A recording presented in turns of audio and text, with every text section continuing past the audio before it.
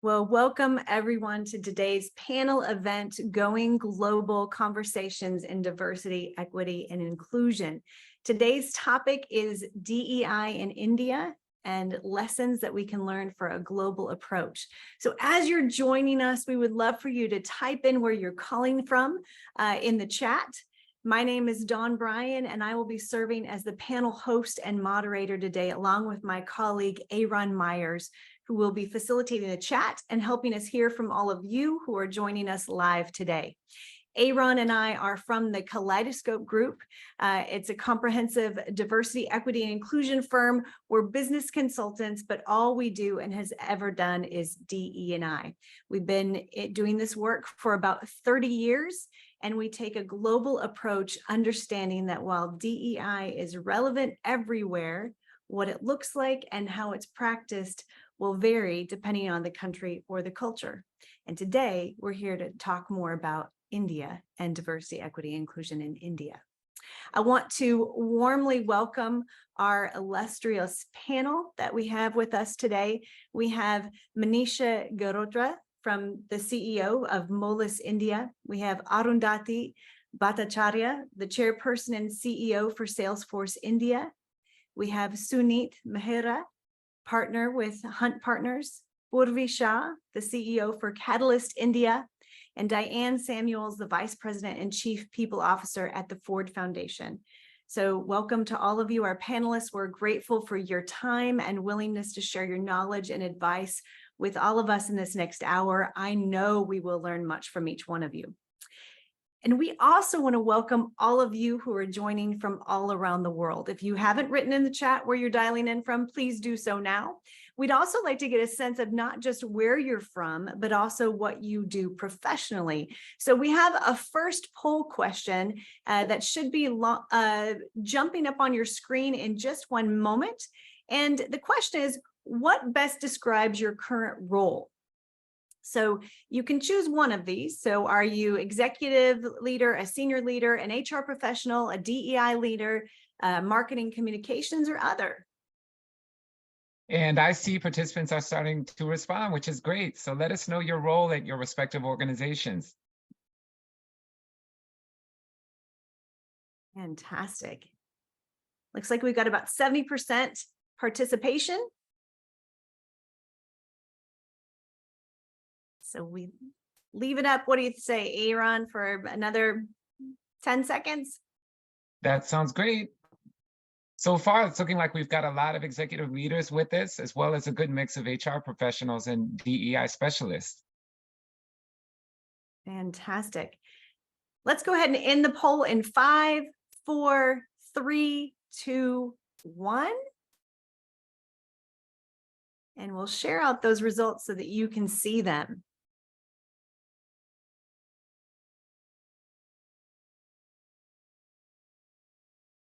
I would also just like to add, we've got a few folks who specialize in marketing communications that are also with us today. Fantastic. And if you put other, we're really curious. What is it that you do? We'd love to hear about that.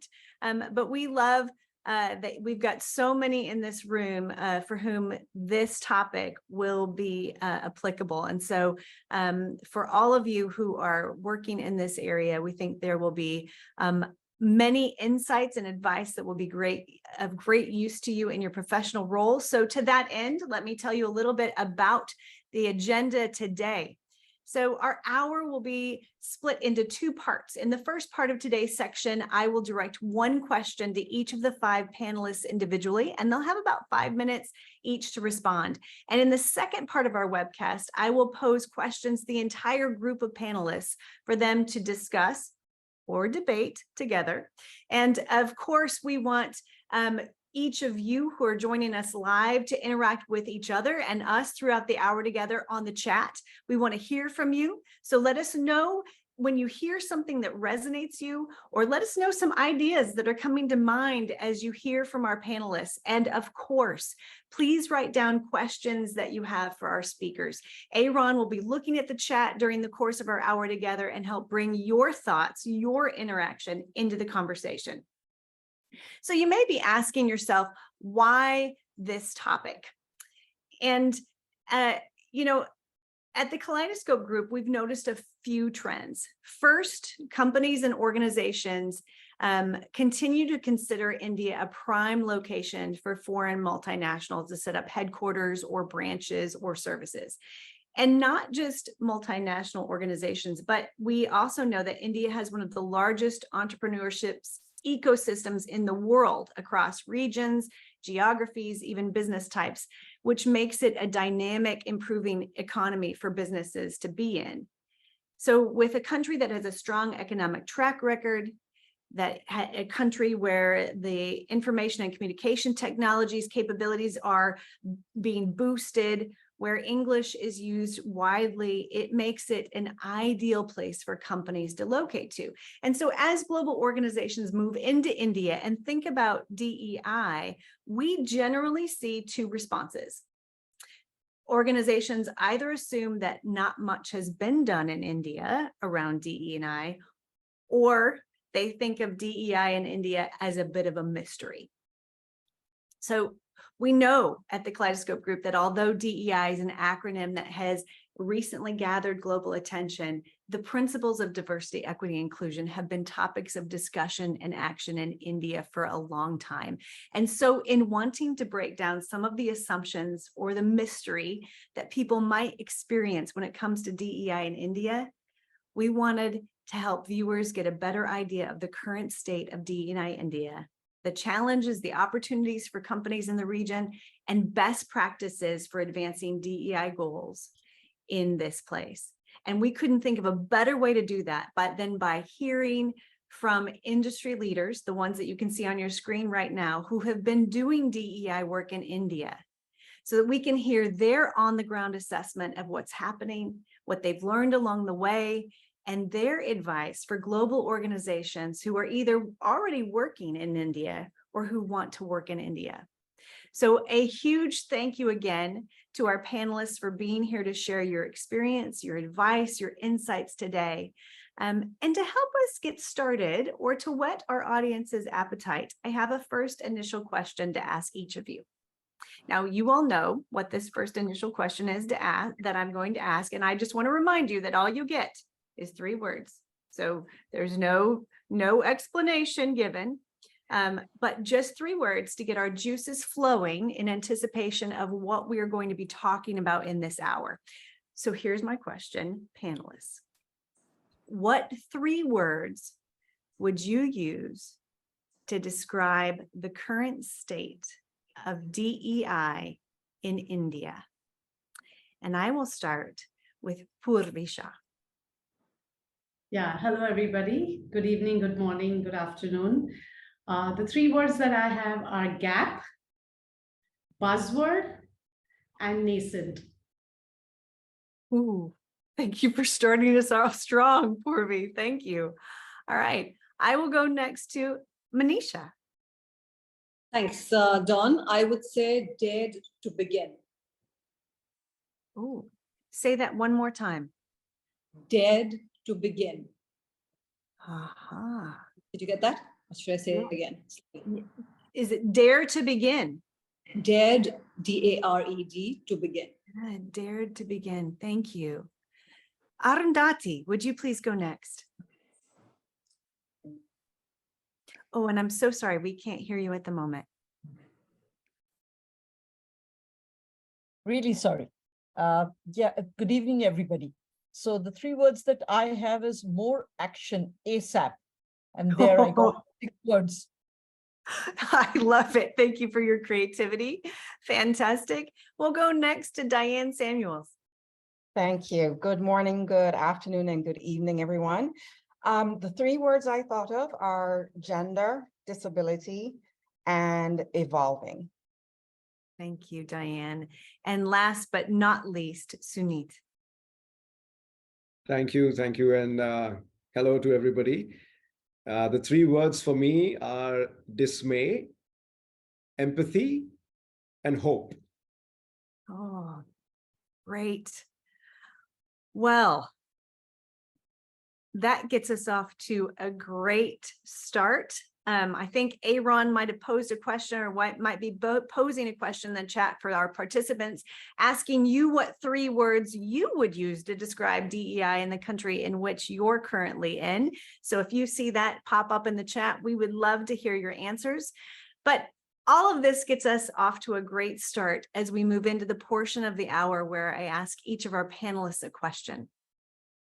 Manisha, let's start with you, please. Manisha, you have had a career spanning 30 years with UBS and Moelis in places like Hong Kong, Mumbai, Delhi, London. You've been the youngest CEO of a global investment bank in India at the age of 32. You were not only named as one of the 25 most powerful women in business in India by Business Today, but you've also been listed as one of the 50 most powerful women in business by Fortune India, both of those multiple years running. We know that you are passionate about encouraging the younger generation of women to move forward in the corporate world, and you strongly advocate for women contributing in Indian society. So with that as your background, I have a couple of questions for you. One, financial decision-making is typically thought of as a male prerogative in India, which is possibly reflected in investment banking and venture capital, typically being male-dominated. So what change have you seen over the last 5 to 10 years in this area, if any, and what is the outlook? Thank you, Dawn. Thank you for that kind introduction. So as you said, when I started in investment banking, it was a very strange place for a woman to be. People had no clue what to do with me, both internally at my organization and externally with clients. I recall going into client offices and basically people didn't know whether I was an assistant or the secretary or just someone who's come in front ahead to announce that the boss is coming. I would enter a room and people wouldn't make eye contact with me. Nobody shook hands with me because just culturally in India, you just fold your hands when you meet a woman. So, and then when I would go in and I would try and lead the presentation or make the presentation, people would still continue to talk to my male colleagues. So it was really very disheartening at the time that I started in the world of investment banking. And I remember there were no mentors, there was no HR, there was no role models you could really look at. You were basically just bumbling along yourself under the weight of your own ambitions and your parents' blessings. That's pretty much what you had.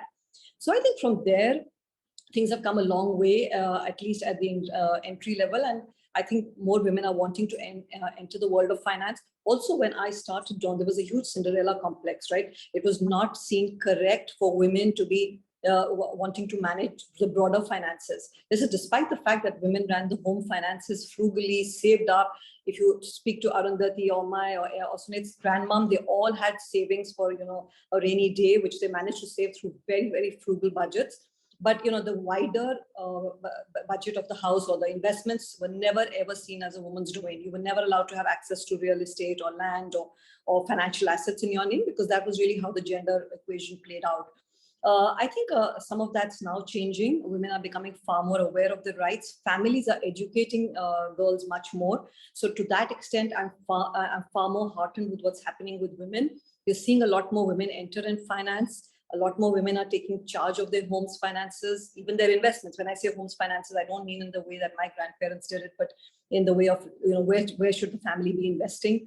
So I think some progress has been made. Where it's disheartening is, and I'm sure we'll talk more about it, is that just as you enter this world, the first few years are good, but then you tend to lose women a lot through the middle phase, because just our first report card in India, in a society which is very collective and somewhat patriarchal, the first report card of a woman is that of a caregiver and nurturer.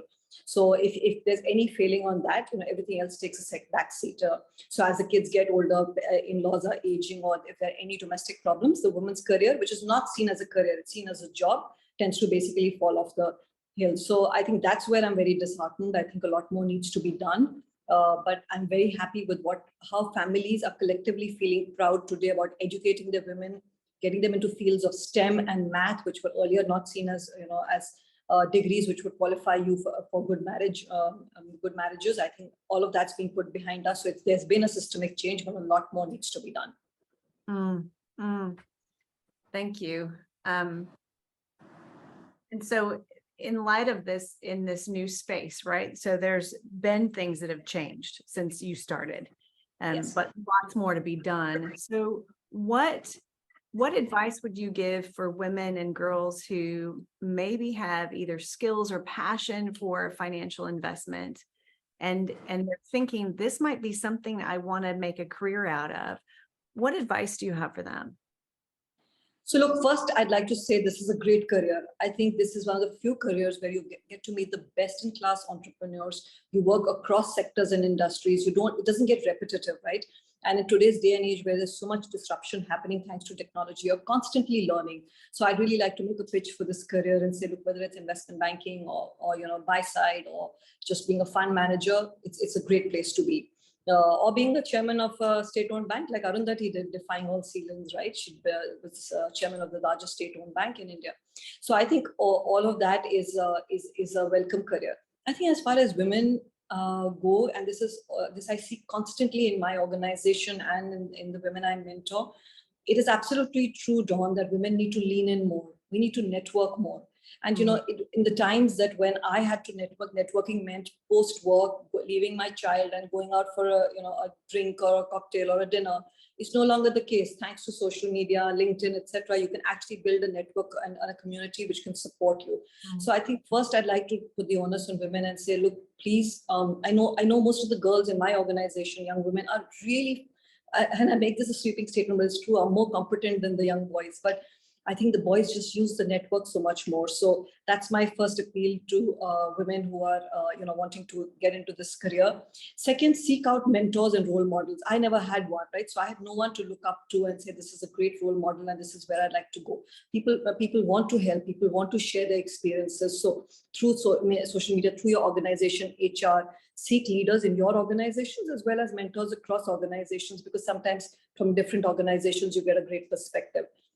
So I would say that would be my second advice. And third, I think just, within your organization, when you get in, it's really important to get included and integrated. And a lot of times HR is in some organizations trying to do it, but if you feel you're not, do raise your hand and do ask for, a more inclusive infrastructure. Sometimes, people, I know I'm on the board of this company called Ashok Leyland, which is a commercial vehicle manufacturing company.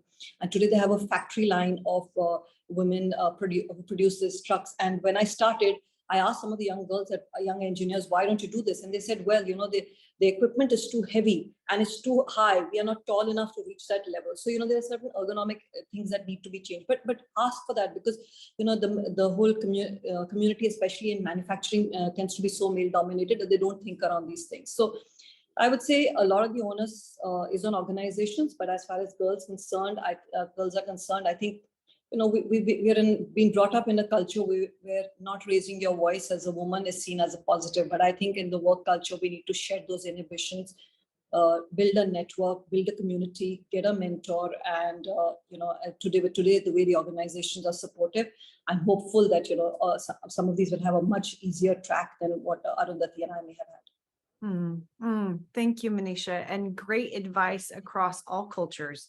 Network, find mentors, ask. Brilliant. And there may be some people in the chat who would love to know your recommendations for networking or support communities that you found to be helpful for women. So if while others are chatting, you could put something in there. If one comes to mind, that would be fantastic. And you mentioned, you led straight into the next person I was going to ask a question to, and that is Arundhati. So as Manisha mentioned, among your many accomplishments is that you were the first woman chairperson at the State Bank of India, where you were credited with ushering in the digital transformation era. And under your leadership, the State Bank of India went on to be voted as one of India's top 3 best places to work, which is incredible. You've had more than 40 years of experience in India's financial sector, working across a variety of roles across national and international locations. You've won a string of accolades, most notably the world's 100 most powerful women by Forbes, the top 50 globally most powerful women in business, and world's 50 greatest leaders. You are obviously experienced and have experienced great success in your career. So a question for you as we start, what do you believe is the connection between the principles of diversity, equity, and inclusion and business success in India? Okay, so first of all, I would say, there is a study by BCG, which is quite widely known, that says that if you have a diverse and inclusive management and board, actually speaking, your revenues are higher to the extent of some 19%, which is not to be sneezed at.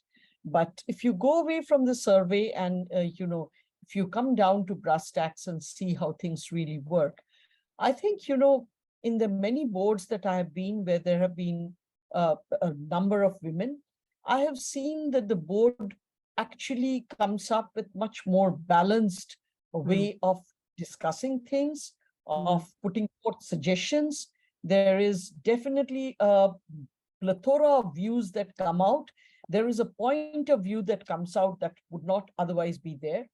And my simple question is that for every single organization, at the end of the day, what are you doing? You are selling to a customer. Now, if 50% of the people that you can target as customers are women, how is it that you're not listening to them? Okay. Just as Manisha said that there are ergonomics of various things where women even are not considered. Now, why should that be the case?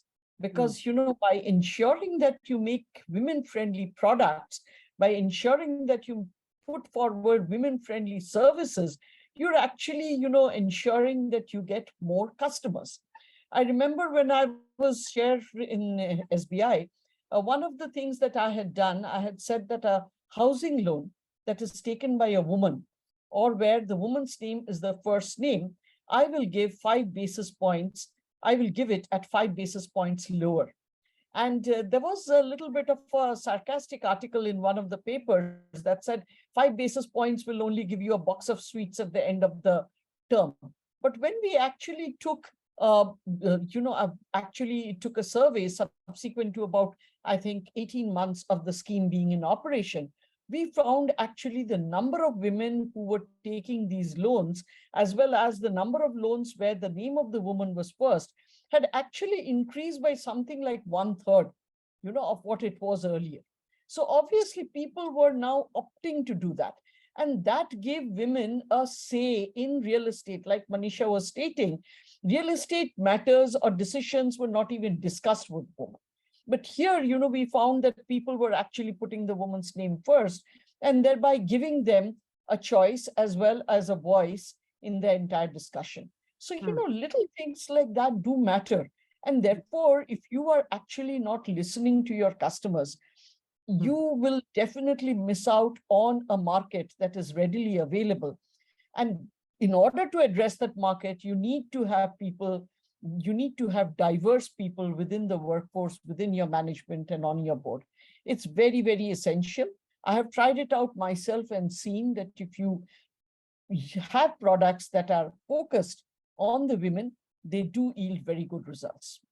Thank you, Arundhati. It sounds like balanced discussions. This is what I took away. Balanced discussions, a point of view that you couldn't get otherwise.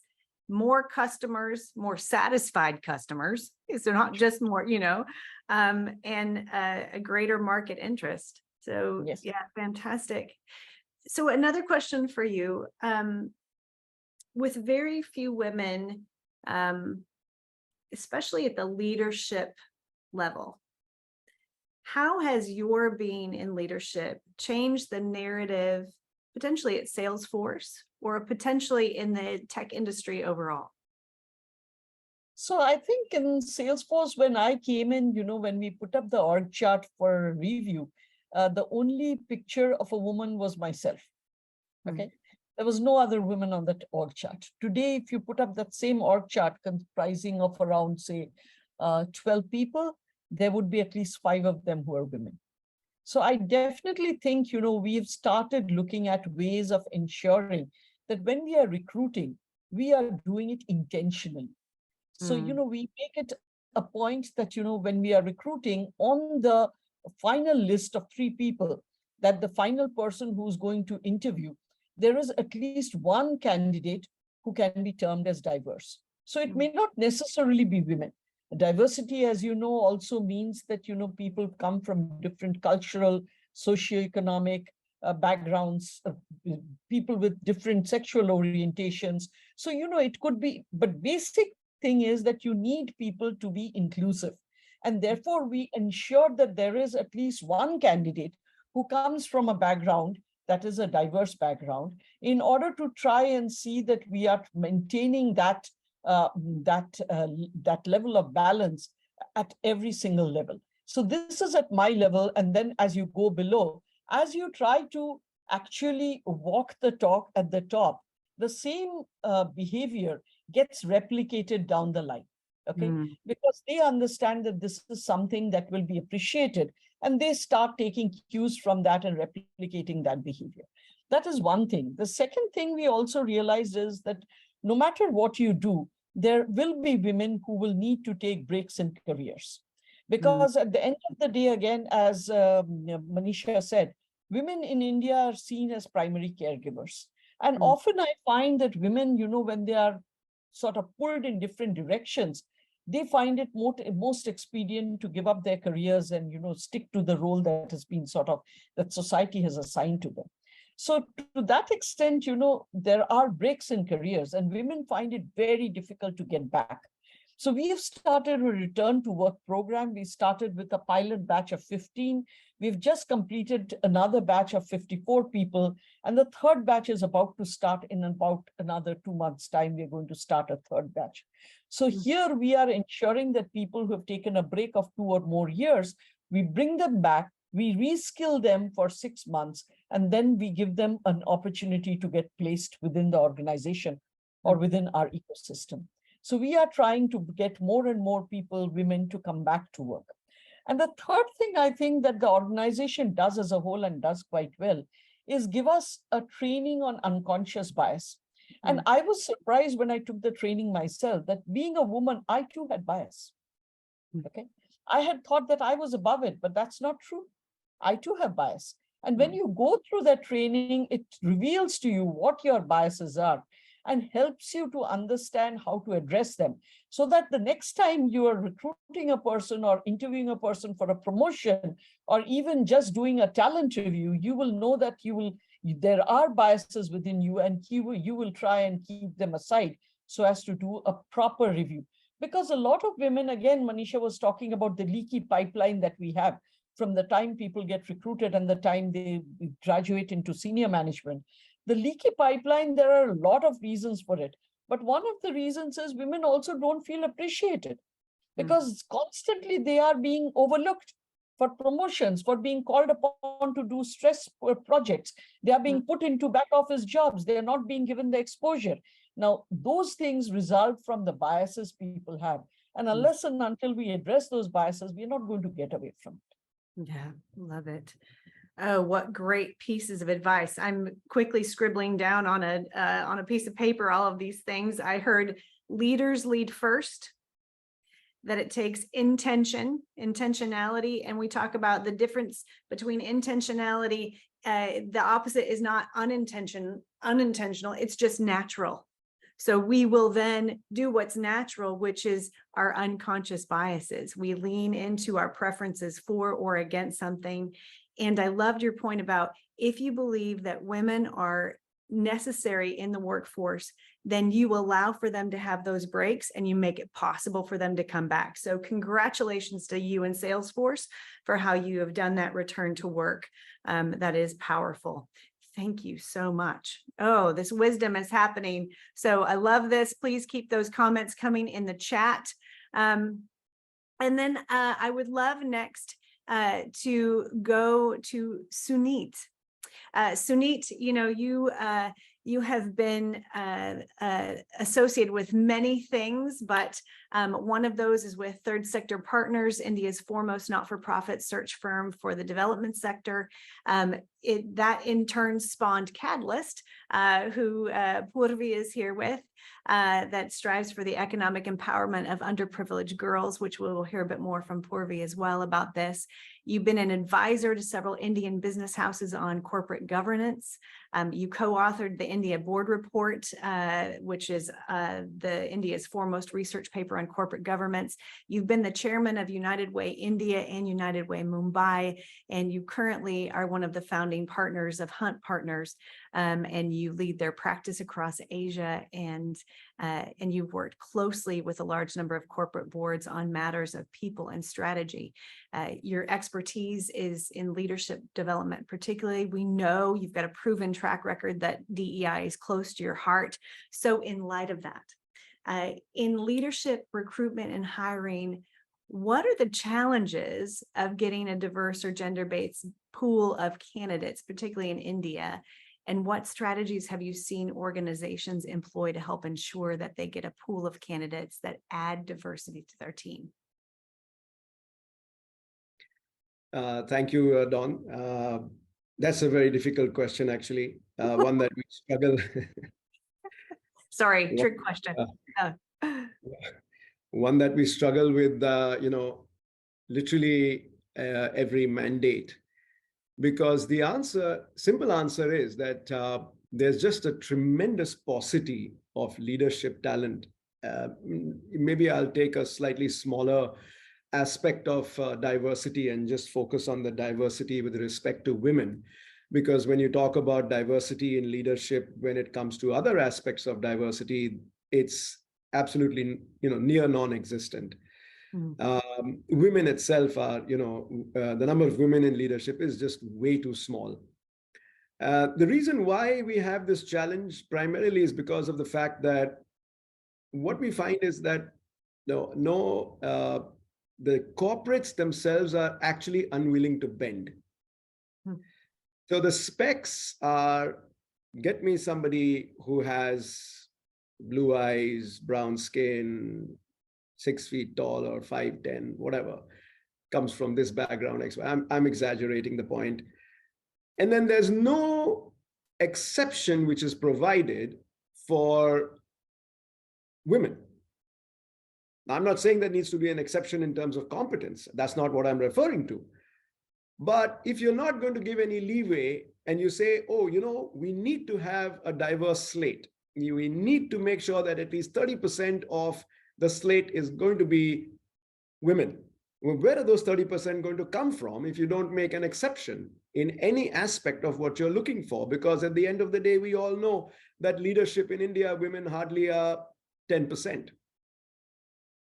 So the first guidance that we try to give our clients is, okay, so if you're getting a woman candidate, what are you willing to flex? Because if you're not willing to flex, then you're not going to get more women candidate on the slate. And where can you flex? Where can you sensibly flex? One aspect of sensibly flexing is, are you willing to look at people who might have complementary skills? Now, we all know that a competent individual can move from function A to function B. I'm not saying that it needs to be a big jump. It's not that you can move from, let's say, being a finance person to being a manufacturing person very easily. But surely, if you're a marketing person, you can try your hand at sales. If you're an HR person, you can try your hand at some aspect of operations. There's got to be some way for the organization to say, yes, we are looking for competence. We are looking for hardcore competence and leadership ability. So let's focus on that being the main criteria. Again, I completely agree that there are certain industries where it's hard. So you can't take investment banking and say, oh, we are going to get somebody out of automotive. That's not going to happen. The second area that you can think about flexing, as we've talked about, other panelists have talked about, is saying, are you going to get women back into the workforce who've been out of the workforce for a while? Now, while getting women back into the workforce is being done more and more, and organizations are doing a good job, but we are not seeing this happen in adequate numbers in leadership again. So there's an individual, for example, who's been, who was, let's say, 37, 38 when they decided to leave the workforce. Okay, so that individual has got a great business degree.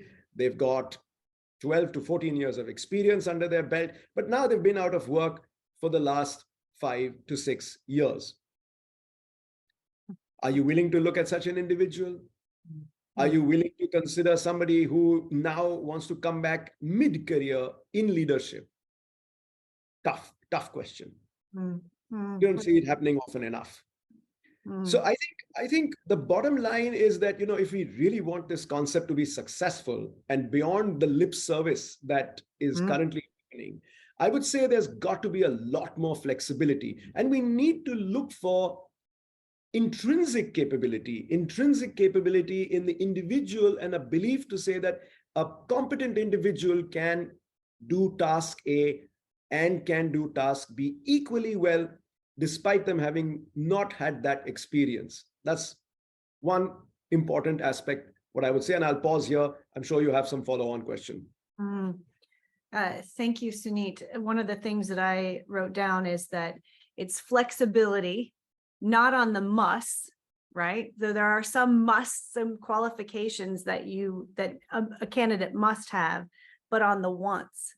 So there might be things that some people are considering are in the must, but are really part of the wants. And if they have intentionality and prioritization and flexibility, then they might be able to choose a wider selection of candidates. Am I hearing you correctly?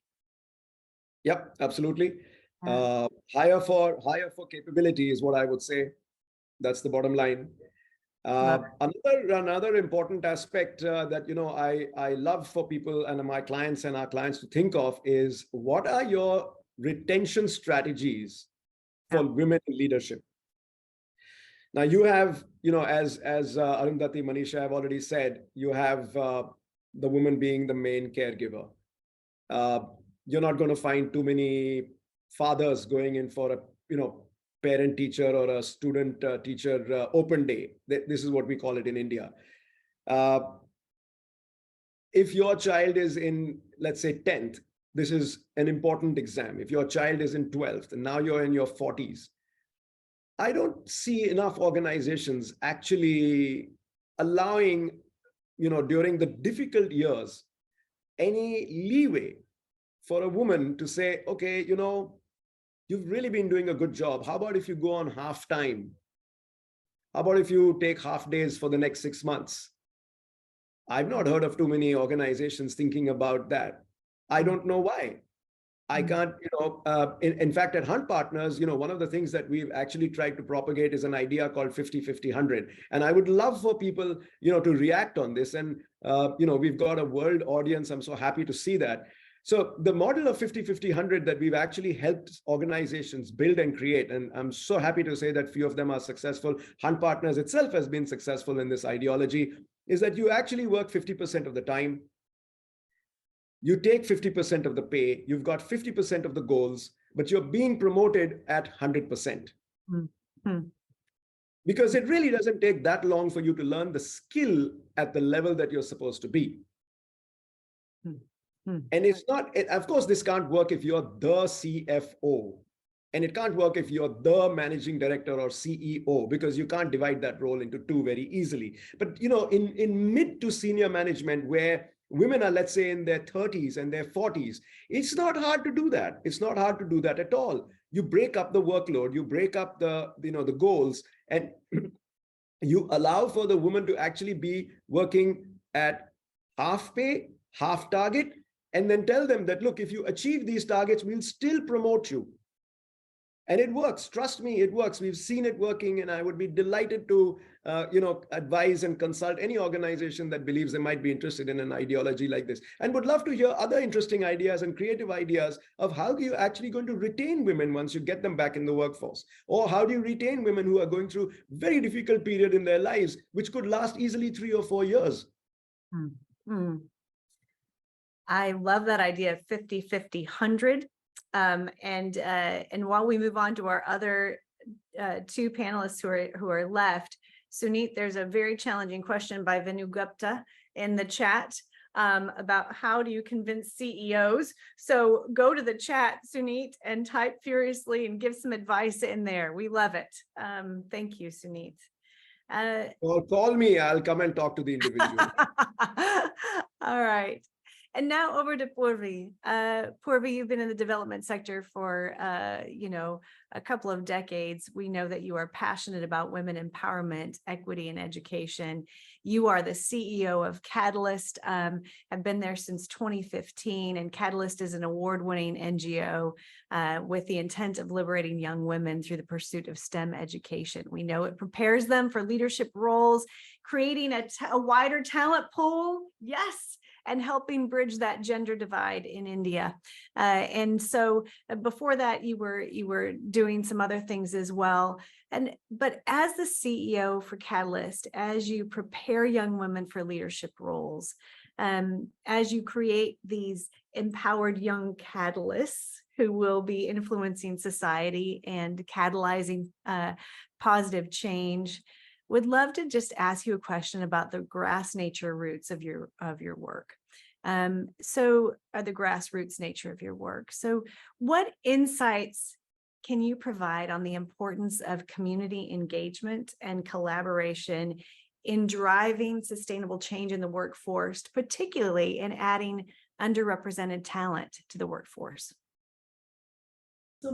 Thank you so much, Dawn, and thanks for that kind introduction. And I just want to say one thing, that the potential or the competency of the person is not determined from based on where they come from or their socioeconomic background or demography, right? It's about the opportunity and exposure.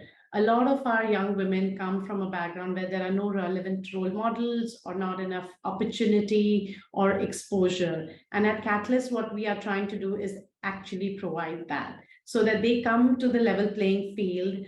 And most importantly, in India, and we as women are conditioned to believe or think in a certain way. And especially if you come from a certain demography. And it's important for them to have that self-belief. And what we are trying to, while we are preparing them with the skill sets, with the attitude, and even the knowledge, what we are also trying to do is enhance their self-belief, because ultimately that's important. And in fact, I saw this interesting statistic that men and women start their career with almost equal amount of confidence and aspiration. But as they grow in their career, it becomes half. And like the panelists here have mentioned, because they have so many other roles to play, and they are conditioned to believe that, yes, we are women will think that, we are the ones who will have to take the back seat, or we will have to manage multiple roles. The other thing is we are perfectionists also. So we want to try to be best everywhere. And trying to do so, we try to kind of, we sometimes burn out, or we take a break, or that's where your leaky pipeline happens. So at Catalyst, we want to enhance that. We want them to believe, and we want them to be on the track. And the other interesting program, in fact, we have introduced Alchemist program for women in early careers, which actually helps create that support system. What Manisha was talking about, having that, trust group or peer group, which is actually facilitated by professional coach. So you have your mentors there. So even at Catalyst, we provide them with mentors, and they have one-on-one mentor for their entire undergraduate program for 4 years. And at Alchemist, they have professional coaches who are facilitating their peer interaction. And plus there are workshops related to their making them more effective managers, and also making them purpose-driven leaders. So we want them to be purposeful, not only at workplace, but also in their personal lives. And I think that is important if you are able to manage that. And I don't like to use the word work-life balance, because I don't think it's about balancing. It's about managing. You're managing everything. If you're passionate about both, then you manage both. It's not about 50-50, right? So I think it's about creating that, and that will solve for the problem of having a wider talent pool of women, and it will solve for the problem of keeping women on track, or retention. And even if they take a break, I think they will come back. As Sunit said, will come back, or as Arundhati said, they will come back and carry on. And they will not suffer from that self-doubt that a lot of times we suffer with. Oh, I love that. And if you're building in that self-belief, that empowerment, people who are surrounded by mentors who have a purpose-driven mindset, as young women, as they enter into that workforce, they will be a force, and they will be able to succeed in a workforce. Thank you, Purvi. Thank you so much. We've got one panelist left for me to ask a question to. I'm looking at the time, realizing, wouldn't it have been awesome if we had 2 hours at this? We will have, after we hear from Diane, we're going to have time for about one question, potentially from the audience. So Aaron, get us ready. I hope you're looking there. And while you're typing in your questions or your thoughts, things you would like to hear the panelists say, I would like to speak to Diane Samuels. Diane, you are the Vice President and Chief People Officer at the Ford Foundation. You not only guide every aspect of the foundation's global human resource function, but you also play a very important role in strengthening the organization's internal culture. And, your role really holds the organization accountable to the foundation's social justice mission by ensuring that the organization's policies, practices, and values reflect the world that your organization strives to create. So part of that, you drive staff diversity, you make sure that practices are inclusive and that employees are having equitable experiences. I'm just thinking this has to be pretty complex. And we've invited you here not simply because you have that you yourself sit in India, because you don't, but we know that you have employees with in 11 different office locations: Colombia, Brazil, Mexico, South Africa, Kenya, Nigeria, United States, Indonesia, China, Egypt, and India. And all of these places, diversity, equity, inclusion are, of course, relevant. We just like we've heard from our panelists here, but it could look very different. So against that background, I know that the foundation has recently created definitions for DEI and a common vision for DEI.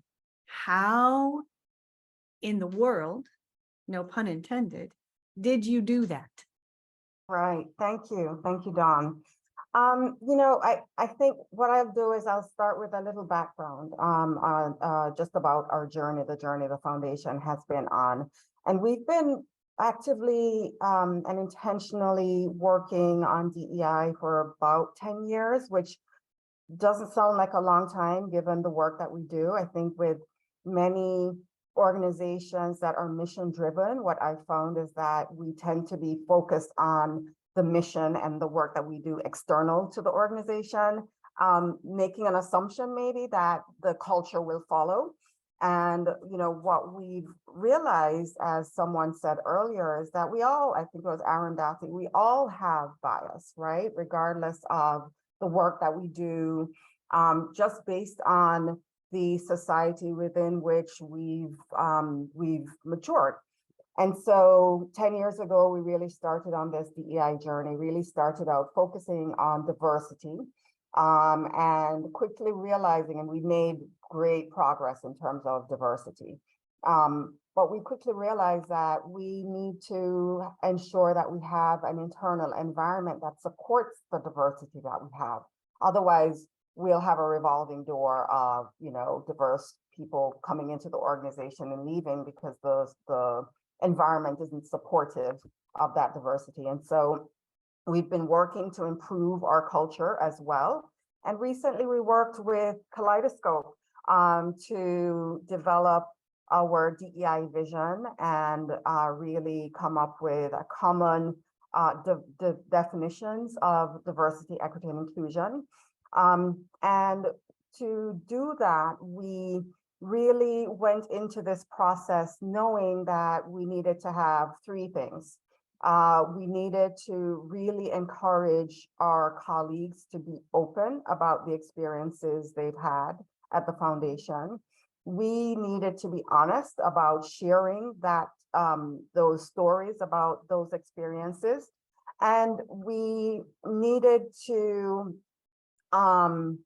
really ensure that we did things differently with this process. And so I'll go through each of those. And encouraging openness, we wanted to have honesty from our colleagues at the foundation. We acknowledge that if we don't know the truth about experiences our colleagues are having, we won't be able to really enact change within the organization.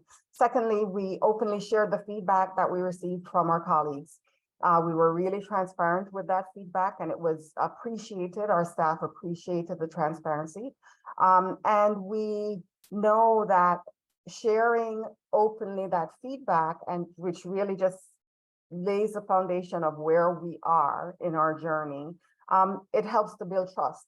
It also helps, transparency helps us to hold ourselves accountable for change. And when I say that we really approach this process differently, what I mean is that we really try to be inclusive of people at all levels within the organization, varying divisions, locations, races, genders, and sexual orientation, roles, all of it. And we try to ensure that when we had conversations during this process, everyone was heard. We tried to do away with hierarchy in those conversations, and went into the process as we have with all of our DEI work, openly acknowledging that we're not perfect and that the process was about learning where we are on our journey to ground us in where we're starting out.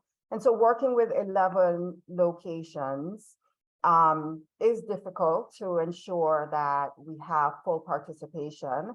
But even without full participation, people feel represented.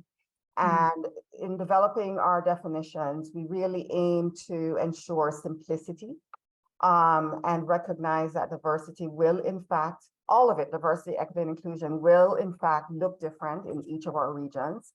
And we aim to have broad concepts that signal we are one foundation, but that also allow each country to customize the DEI work they pursue to be relevant in different contexts. Diane, thank you so much. I love that. Build with everyone, build for everyone, and allow those countries to do what they need to do. Yeah. Fantastic. Even though you're one. Yeah, excellent. Oh, okay. This is rich. All right, panelists. We have time for maybe, one question from the audience. So Aaron, what's our one question that you've seen kind of come up a couple of different times? Sure, you bet. Wow, what a rich conversation. I've been taking notes and learning so much from all the panelists. So thank you for all of your insights.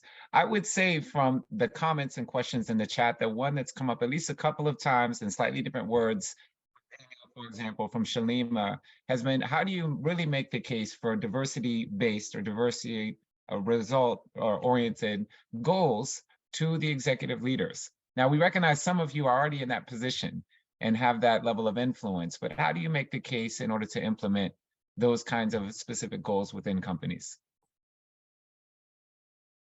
Sunit, it sounds like you might have had some ideas earlier when that first came up.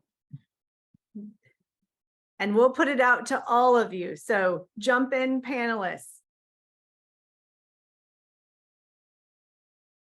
Yes. So, my mantra or the theme that I like to always focus on is in terms of being innovative. In terms of being innovative in terms of how you can actually capture diversity and then actually showing an ROI. So you build the case. Corporates are very clear about making money and bottom line. They don't see any ROI, they're not going to implement. So if you are flexible enough and you can actually build exciting programs, you're innovative enough and you can build some interesting programs, and then you build the case based on the ROI, and the ROI is number one, can it impact your bottom line? So if you're going to have diversity candidates and let's say these are differently abled, specially abled, and that helps you to bring in more customers for some reason. If you're, let's say, a retail like a McDonald's, that's a direct impact on your bottom line and your top line. That's ROI. If it's going to be about ensuring that you're going to have more balanced conversations on the board, and the balanced conversations are going to ensure that it's going to save you money, then again, that's ROI. So either it's got to impact somewhere, is what I would say. Two parts to the problem. Once again, be innovative, be flexible in terms of building your DEI strategy so that it's actually implementable. And then on the other hand, let's see some exciting ROI that you can actually get out of it so that it makes it meaningful to implement and not just do lip service. Great. Thank you, Suneet. Maybe one other panelist have anything to add on that question? Manisha, I think I see you reaching for are you reaching for the unmute? Yes. Go. All right. So I was just going to say quickly that, the organizations that have been successful in, let's say, my country, India, global organizations are the ones who think global but act local. And you just have to give example to your leaders on organizations such as Amazon, Flipkart, which is owned by Walmart, Unilever. And if you ask anyone, you ask my mom or you ask anyone in my home, are these American companies, are they UK companies, and they'll say they're Indian companies.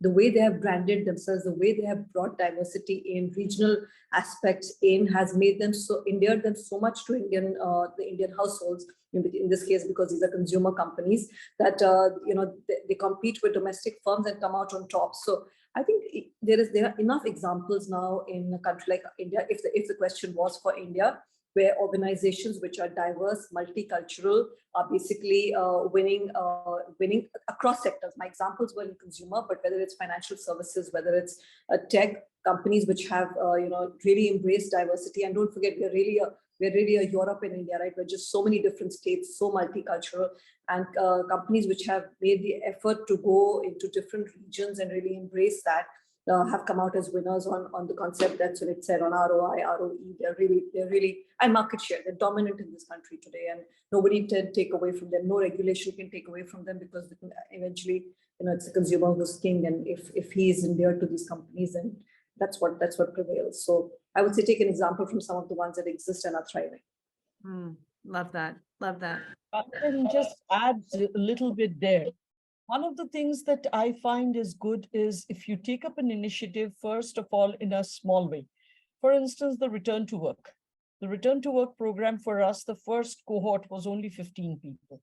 So very limited budget to showcase what it can actually do. And once you have been able to convince them that this is really working, then people put in the money and, put in their weight behind the initiative, and then it starts growing. So, you have to take those use cases and probably do pilots and showcase what it has achieved. And then you will find that people will jump in. So initially getting them to commit to something really big may be tough, but you have to take baby steps before you start pole vaulting. Yeah, fantastic advice. Thank you. Thank you to the three of you. Well, I cannot believe our time is almost to an end. It has been fantastic to have you all here. Thank you for your time, effort, and willingness to share your knowledge and perspectives. So I know we learned a lot from you even in this short hour, and we've been inspired by you to drive change. But before we close, I have one final question for each of you. And that is, what is one piece of advice that you would give to global organizations who want to create a DEI strategy that includes people who are located around the world? Purvi, can we start with you, please? Yeah, sure. So I think some of the statements have already been mentioned, like, think global, act local. So understanding the culture and the socio-economic, the demography would really help. And I think providing opportunities and not coming with the preconceived notion. I think that's more important. We are not land of elephants and snakes, I think. And also like women in, that traditional roles. I think our women are as enterprising and as go-getter and committed. So I think give them opportunities. Thank you, Purvi. Diane, over to you next. Yeah, I'd say that oftentimes companies refer to themselves as global, but operate from the perspective of where they're headquartered, without truly engaging colleagues across the globe in decision-making that impacts the whole. And so I'd say that a global organization that truly embraces DEI would be cognizant of that and aim to work with colleagues as partners, even on decisions that impact the whole organization, as opposed to having HQ make those decisions independently. Thank you. Thank you. Sunit. I'll only be synthesizing once again what all the panelists have said it very, very nicely, smartly, and eruditely. That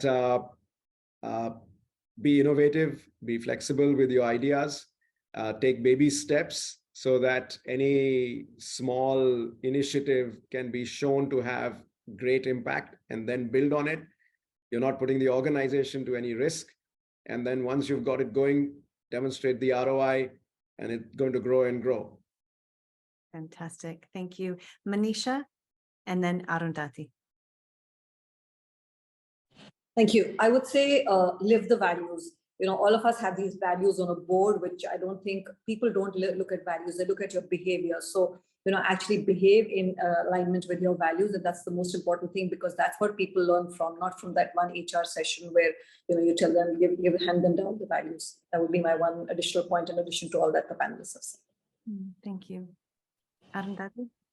So mine would probably be a little repetitive in the sense that, I would say walk the talk, what you're trying to do. And of course, use a local terms. India, for instance, is neither a place of, say, snake charmers nor of software engineers. It's that and much more. And neither is it a place that's very unsafe for women. There are places, every country has places that are unsafe and others that are safe. So India is very, very similar that way. So basic values are similar. It's a question of putting on that, the culture of culture in order to get it. Thank you. Thank you to all of our panelists. In addition to thanking our panelists, I want to say a very special thank you to our friends at Hunt Partners and Catalyst for your partnership in coordinating today's webcast. And of course, for all of you who joined us today from around the world. Please connect with us on LinkedIn, email Aaron and myself. And of course, if you're interested in how we might partner with you or your organization as you do your global work in DEI around the world, don't hesitate to reach out to those emails that are on your screen now. Thank you so much for joining us, and we hope you will join us for our next Going Global conversations on diversity, equity, and inclusion around the world. Many thanks again for joining us today. Thank you. Thank you. Thank you to our panelists. Thank you so much. Yeah.